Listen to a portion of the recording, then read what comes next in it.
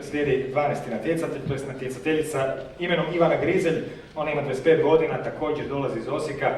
Možda će vam se učiniti da sam ovu biografiju već pročitao, ali nisam, to je bila biografija njene kolegice. Naime, prije godinu dana diplomirala Ivana na Medicinskom fakultetu u Osijeku, upisala je poslijediplomski studij, radi kao asistentica na katedri za fiziologiju i imunologiju, te odrađuje pripravnički staž u KBC Osijek. Veseli se svakom radnom danu zbog druženja sa studentima i zbog provođenja eksperimenata u laboratoriju koji se bavi proučavanjem mikrocirkulacije. Unatoč svim obavezama uspija pronaći nešto slobodnog vremena za ono što najviše voli, a to je druženje s prijateljima i putovanje. Ivana nas na kraju poziva na suši svojom prezentacijom pod naslovom Jeste li za suši?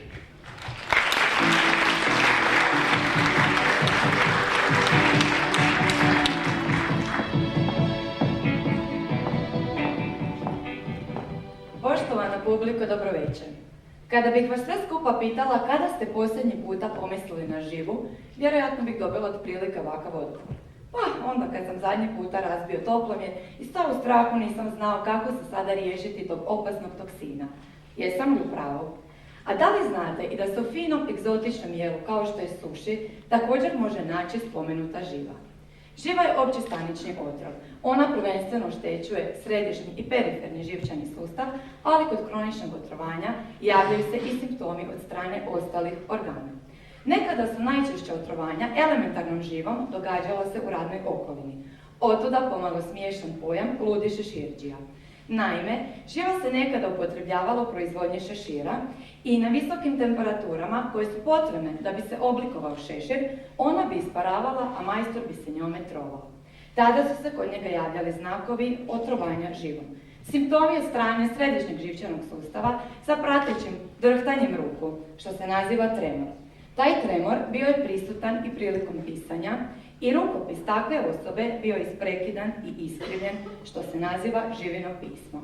No što se tiče onečišćenja mora živom, treba spomenuti kako je u posljednjih 20 godina koncentracija žive u ribama Tihoga oceana porasla i za 30%, a ovim tempom zagađenja do 2050.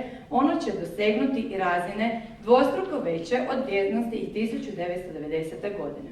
Strašno, no ne moramo čak ići tako daleko do Tihoga oceana.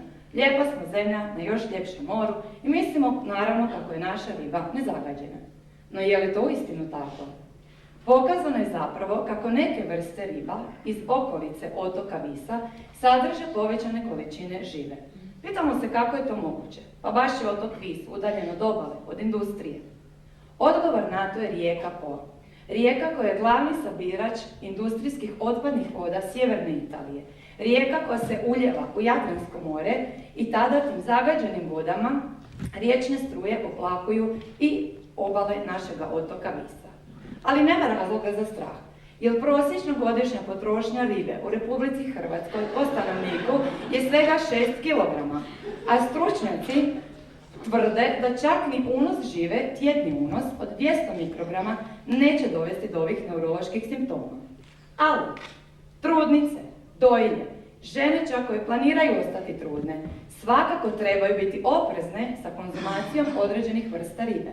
Zašto? Naravno jer ta živa, istih riba koje ne konzumiraju, može štetno utjecati na neurološki sustav njihove još nerođene djece ili dojenčadi. Njima se preporuča u potpunosti izbjegavati konzumaciju mesa, morskih pasa, skuša ili sabljarki, ograničiti unos tunjevine, te uživati u nekim drugim vrstama koji su van kategorija ovog upozorenja, kao što su bakalar i list. Hvala.